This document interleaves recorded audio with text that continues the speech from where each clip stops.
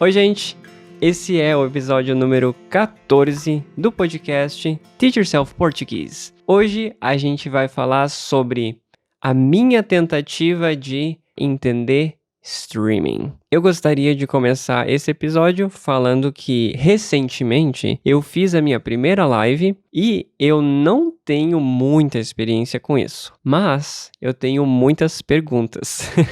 E hoje eu vou compartilhar algumas das minhas perguntas, algumas das minhas questões sobre streaming e também um pouco da minha experiência com streaming. Mas primeiro, eu gostaria de agradecer a Zlatka, Saraí, Nicole, Paulinha, Brian, Jason, Sean, Verônica, Xenia e Matthew.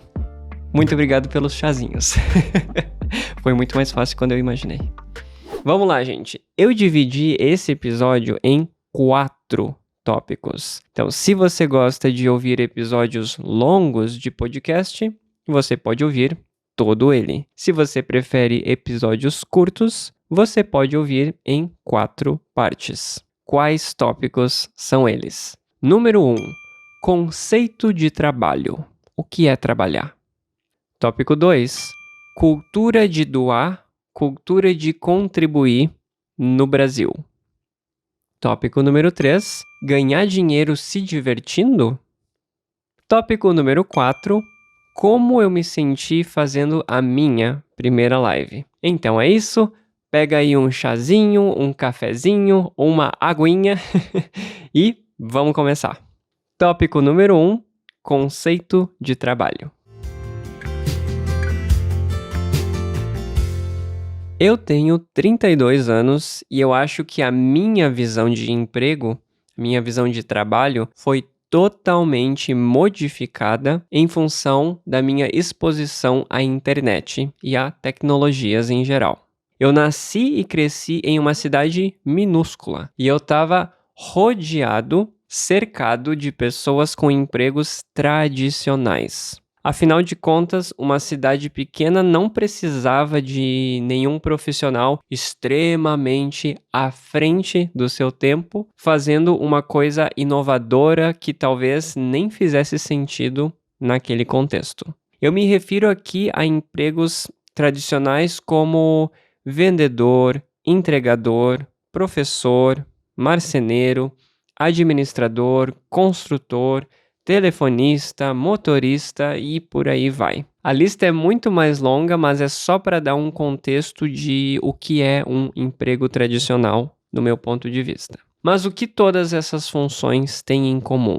Esses empregos, eles têm em comum a troca de esforço ou de tempo trabalhado por um salário. Essa troca está presente e ela é bem clara, bem fácil de entender. Por exemplo, o vendedor vende e em troca disso ele ganha um salário. O motorista dirige e em troca disso ele ganha um salário. O professor ensina e em troca disso ele ganha um salário.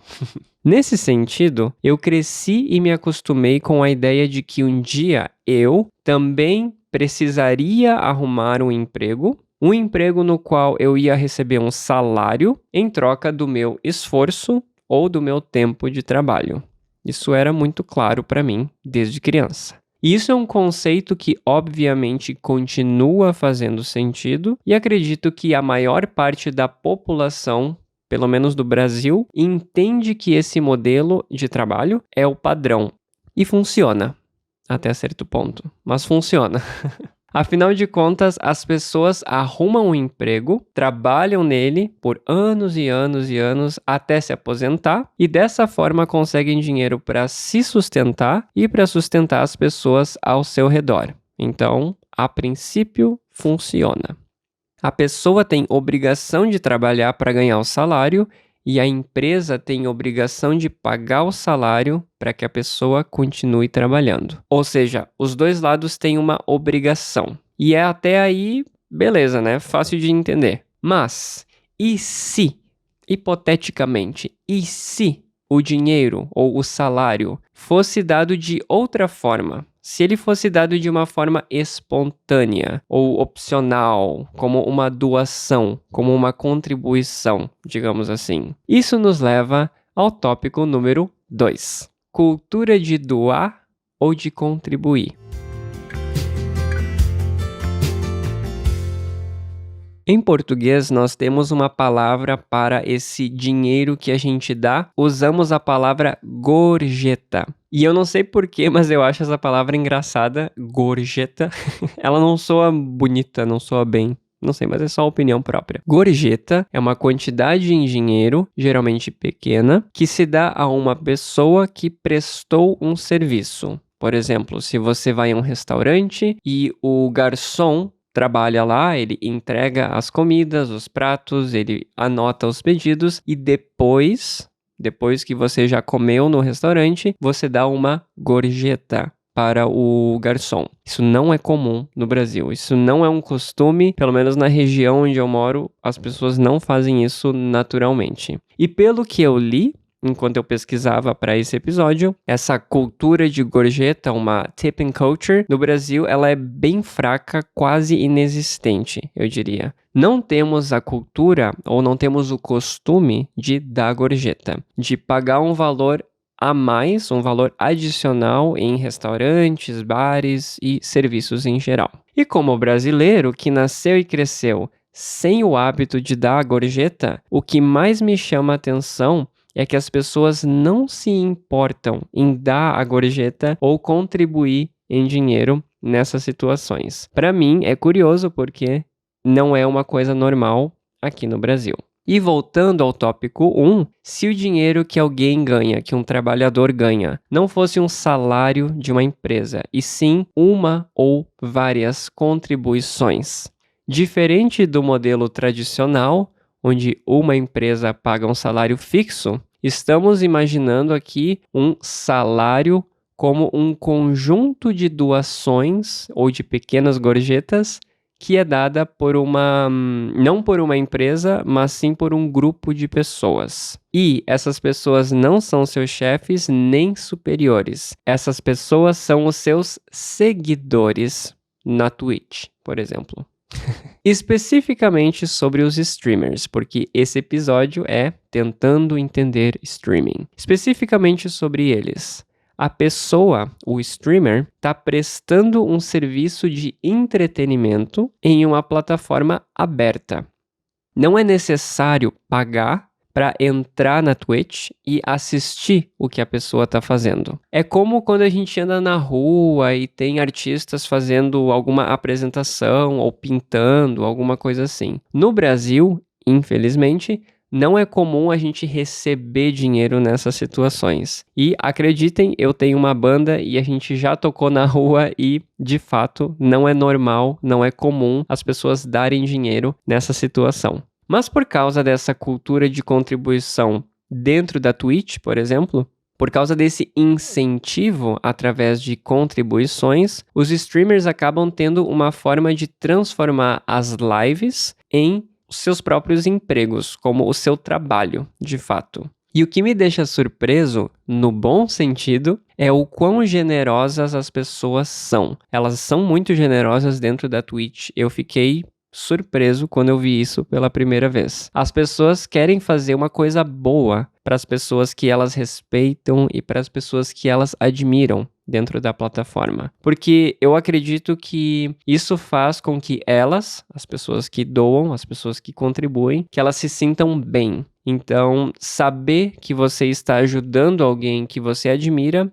é uma sensação muito positiva, uma sensação muito boa. E eu também contribuo com alguns outros criadores de conteúdo e eu sei que de fato é uma sensação muito boa ajudar ou contribuir com uma coisa ou uma pessoa que faz algo que a gente gosta ou que a gente acredita. Além disso, não é muito diferente do que, sei lá, pagar por uma assinatura na Netflix ou uma assinatura de televisão para assistir canais durante horas. Se você assiste um streamer ou um criador de conteúdo por horas e horas, quando você contribui, você está ajudando ele diretamente, e não o canal da TV, mas a pessoa diretamente. O que, em geral, é mais interessante. As pessoas não se importam de pagar pelo entretenimento delas. especialmente de streamers menores. Não apenas entretenimento, mas pagar por algo de valor que o streamer oferece na live. E isso não se aplica só a streamers especificamente, mas também a criadores de conteúdo como eu, por exemplo. Recentemente eu criei uma página no Ko-fi, como eu falei no início, e eu já tive 22 contribuições. Para mim, isso é surreal. Eu não imaginava que as pessoas iam contribuir e elas estão contribuindo. Inclusive, eu acredito que vocês me apoiaram financeiramente por enxergarem um valor, uma coisa que valha a pena no conteúdo que eu produzo, certo? Eu acredito que seja o mesmo princípio para os streamers de todas as categorias. Mas voltando. Nesse episódio eu quero focar nos streamers de jogos, especificamente por um motivo. Essas pessoas ganham dinheiro jogando? Tópico número 3. Essas pessoas ganham dinheiro se divertindo?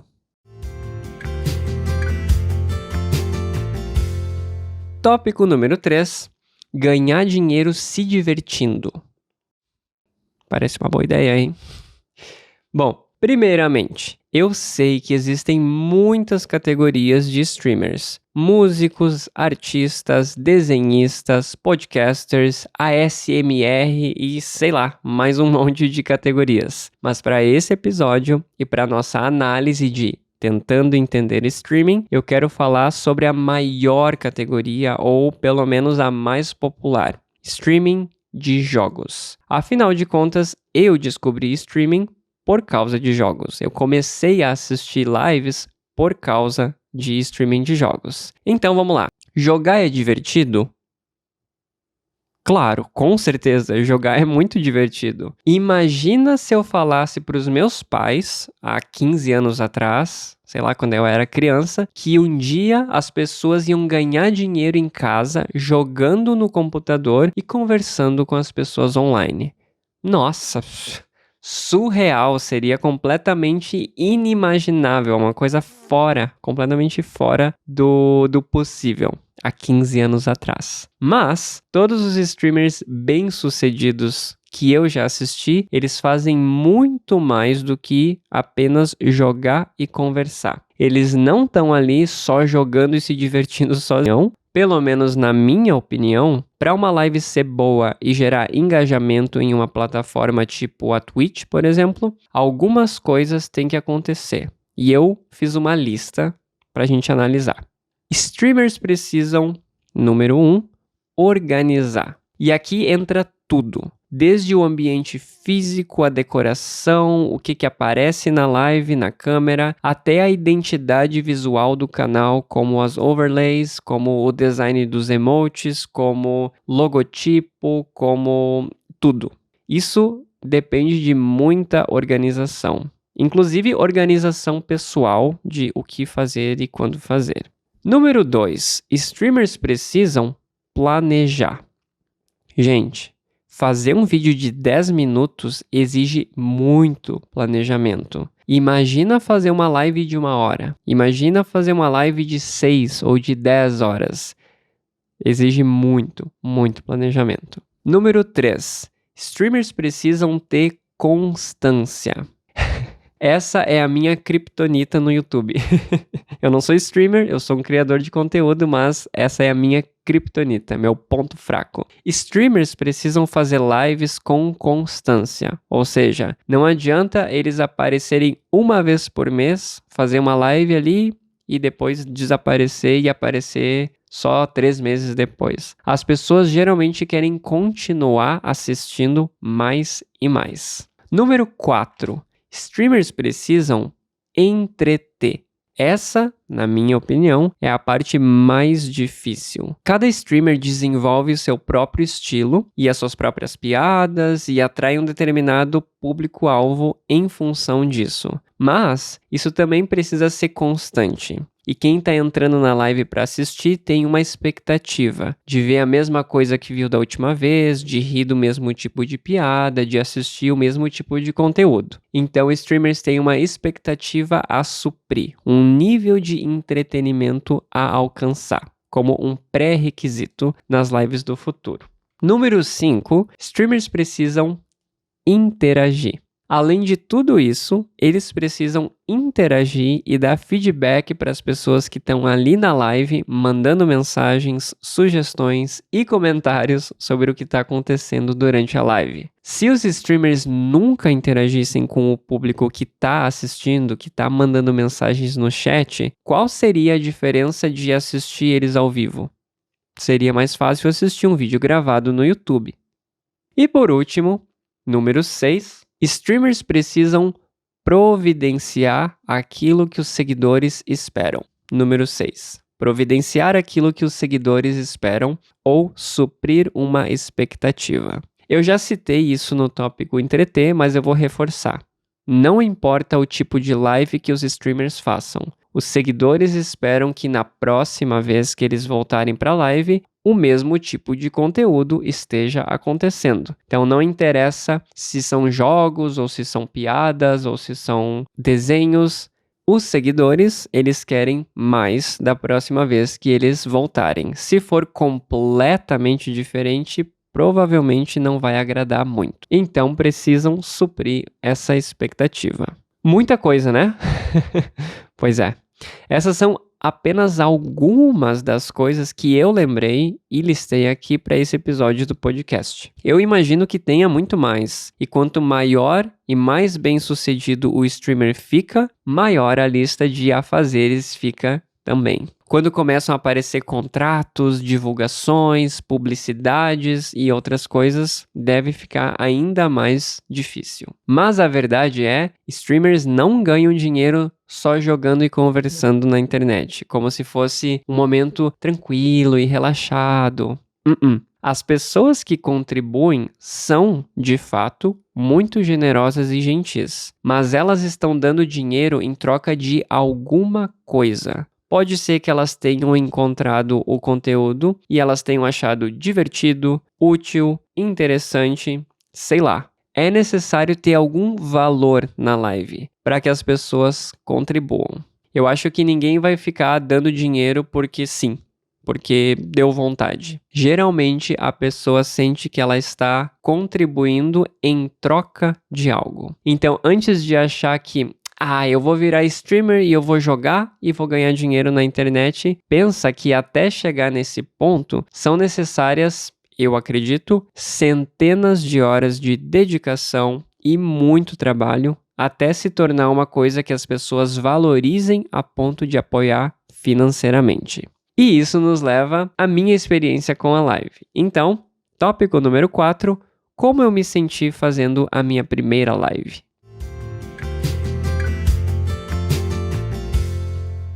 Vamos começar pelo óbvio primeiro. Eu nunca tinha feito uma live na minha vida. Foi a minha primeira vez fazendo uma live. O maior contato que eu tive com live até hoje foi assistindo streamers de jogos que eu gosto ou assistindo a minha noiva, que também é streamer. Mas eu nunca tinha feito uma live. Foi uma experiência totalmente nova para mim. Eu tenho experiência em dar aula, claro, mas eu não tenho experiência em dar aula em live.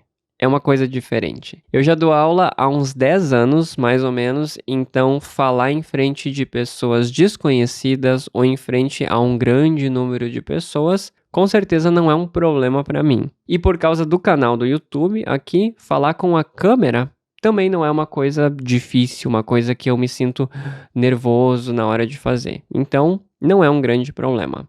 Mas é exatamente aí que está a grande diferença de estar ao vivo na internet. Quando você está falando para um grupo de pessoas, sem saber a reação delas, isso muda tudo. Porque quando eu estou dando aula, eu olho para os meus alunos e eu sei o que eles estão pensando. Quer dizer, eu não sei o que eles estão pensando, mas eu tenho uma noção do que está acontecendo. Dependendo da reação deles, se eles estão fazendo uma cara assim, e se você está escutando o podcast, assiste o vídeo no YouTube, se eles estão fazendo uma reação assim, eu sei que provavelmente eles não estão entendendo. Se eles estão balançando a cabeça para cima e para baixo, provavelmente eles estão entendendo e assim por diante. Quando a gente não tem a reação, quando a gente não tem esse estímulo visual, essa reação visual, fica estranho, fica muito estranho, porque eu não consigo entender se as pessoas estão entendendo ou não, eu não consigo perceber se algo que eu falei foi engraçado ou não, enfim, a reação das pessoas desaparece na live. É claro que existe o chat e as pessoas podem interagir, mas é totalmente diferente. Completamente diferente. Eu dou aulas e eu sempre olho para os meus alunos o tempo todo. Então, não ter isso durante a live foi uma coisa muito diferente para mim. Na live, eu tô falando com um grupo de pessoas, mas eu não sei a reação delas. Elas apenas digitam coisas no chat. E também é diferente de eu estar gravando um vídeo assim, porque se nesse momento eu falar uma coisa errada, blá blá blá, eu vou tirar isso do vídeo. Isso eu vou deixar como exemplo, mas eu posso tirar, eu posso editar e remover isso do podcast, remover isso do vídeo e nunca ninguém viu. Ninguém vai saber que eu falei alguma coisa errada. Já na live, não tem como fazer isso. Todo mundo vai ver tudo o que acontecer. Então, um erro, uma tosse, uma gaguejada, qualquer coisa vai aparecer na live. Não tem edição, não tem margem para erro. E eu sou uma pessoa muito perfeccionista, então eu não consigo ficar à vontade porque eu acho que a qualquer momento alguma coisa vai acontecer e alguma coisa vai dar errado. Então, sem margem para erro, sem reação visual, sem nenhum feedback visual além do chat, eu fiquei completamente sem chão. Eu me senti numa experiência nova, como se fosse algo que eu não soubesse o que fazer. E eu sou professor, né, gente? Eu gosto de tudo planejado, eu gosto de interagir nas minhas aulas, gosto de ter feedback, gosto de explicar as coisas de uma forma clara. Então, foi um ambiente novo para mim, foi uma experiência onde eu me senti sem experiência, basicamente. E como eu falei, eu gosto bastante de planejar as coisas. Eu planejei 95 páginas.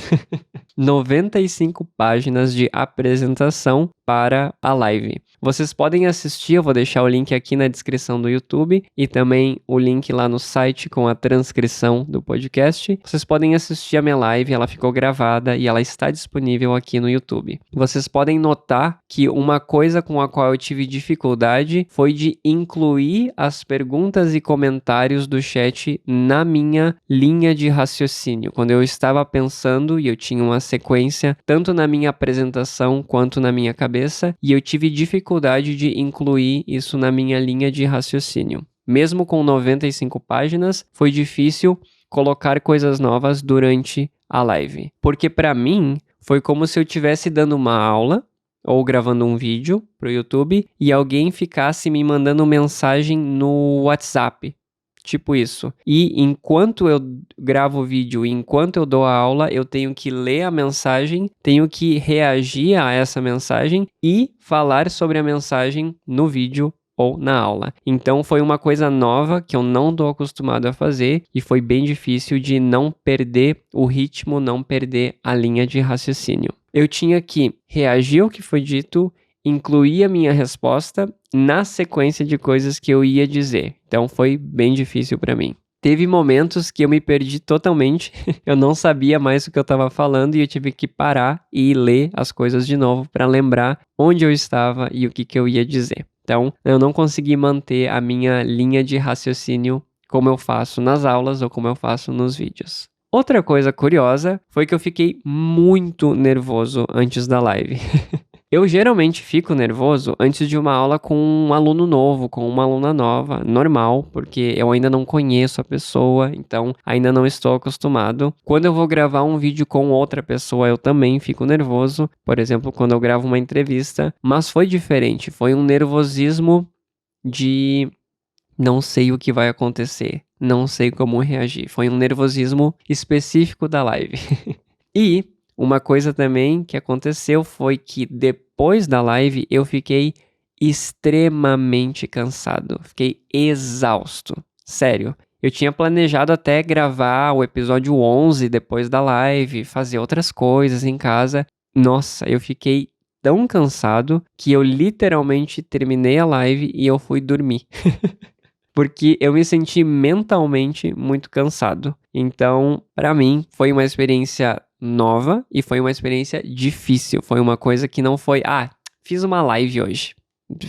Não, com certeza para mim foi uma coisa desafiadora. E claro que o conceito da minha live era ensinar diferentes formas de dizer obrigado, dizer thank you em português. Então o formato foi um pouco mais estruturado, foi diferente de uma live de jogos, por exemplo. Mas essa minha experiência me mostrou o quão diferente é estar ao vivo de, por exemplo, estar em uma aula vendo os meus alunos ou estar em um vídeo onde eu posso editar depois. Para concluir esse episódio, eu gostaria de deixar registrado aqui nesse episódio de podcast a minha admiração por streamers profissionais. Não importa se são grandes ou se são pequenos, mas streamers profissionais, porque é um trabalho que demanda muita energia, muita atenção e principalmente muita dedicação para dar certo. E antes de fazer toda essa pesquisa e antes de escrever esses tópicos, eu não tinha me dado conta do quão estressante, o quão desafiador é fazer uma live. Então, minha admiração só aumentou por streamers que ganham a vida fazendo isso. Parabéns, gente. Parabéns. Eu fiquei satisfeito com a minha primeira live. Eu não acho que foi uma live, nossa, incrível, mas foi uma boa primeira live.